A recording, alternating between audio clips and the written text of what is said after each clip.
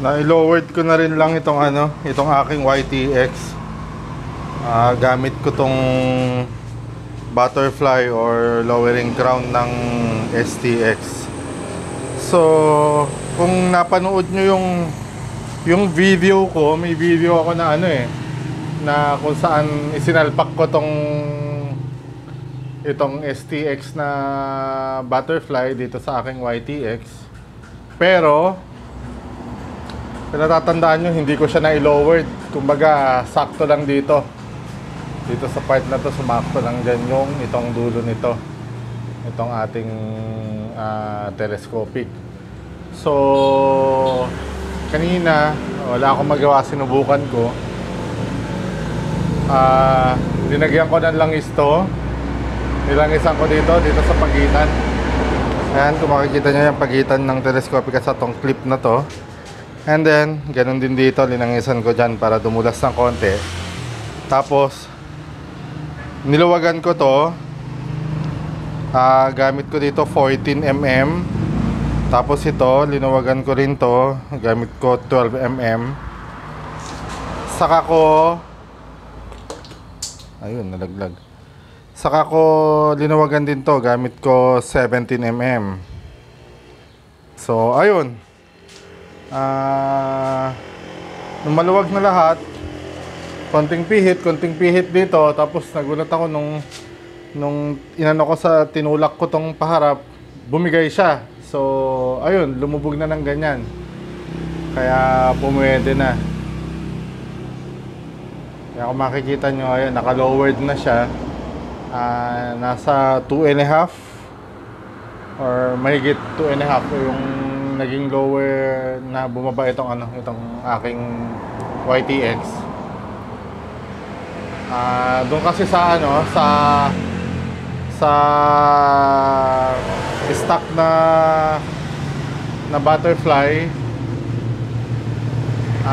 parang nakapatong lang dito nakapatong dito yung pinakataas o yung pinaka butterfly ng ating YTX, nakapatong dyan. So simula dyan sa pagkakapatog na yan hanggang dyan, nasa 2.5 inches. So ayan, ito naging itsura. Lumubog siya ng 2.5 inches tong harapan. Bali, ang ko kasi, ang talagang aim ko lang dito,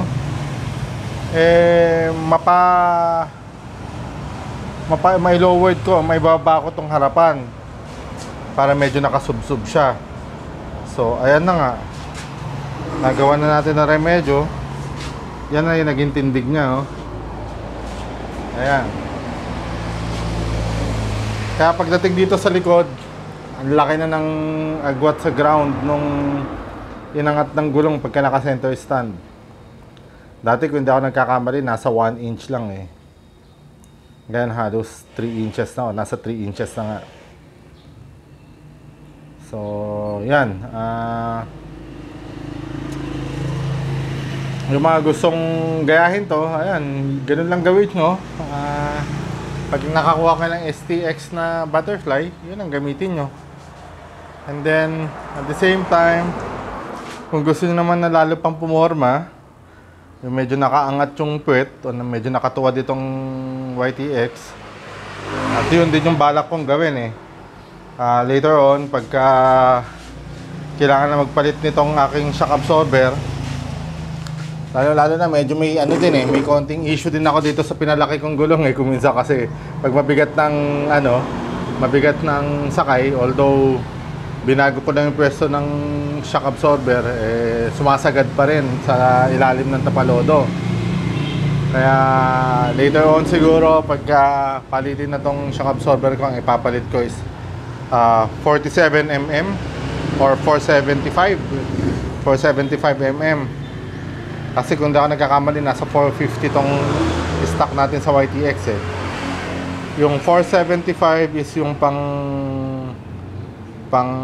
Yamaha, ang tawag dito, yung isang Yamaha, yung meron yung yung isang model ng Yamaha nakalimutan ko yung pangalan ng model niya. But anyway, Yung parang formang big bike na makikita mong ano, Indian made talaga siya. So either yun or kaya yung pang ano, mali pala yung ano. Ito pa lang sa atin is, kung hindi ako nagkakamali, is 350mm itong stock natin. 350mm, so 375 ang ipapalit natin. Yung 375 yun ang ipapalit natin na ano, na shock absorber, tapos kaya yung pang XL125 yung 400mm. Kaya lang yun nga, pinag-iisipan ko kung 400mm medyo parang masyado na mataas, OA na yung taas niya. Siguro okay na ako doon sa ano, sa 375. Ayun, so ganon. Satisfied na ako sa nagawa kong ano nitong aking YTX. Okay na ako dito sa ano, sa tindig niya na to.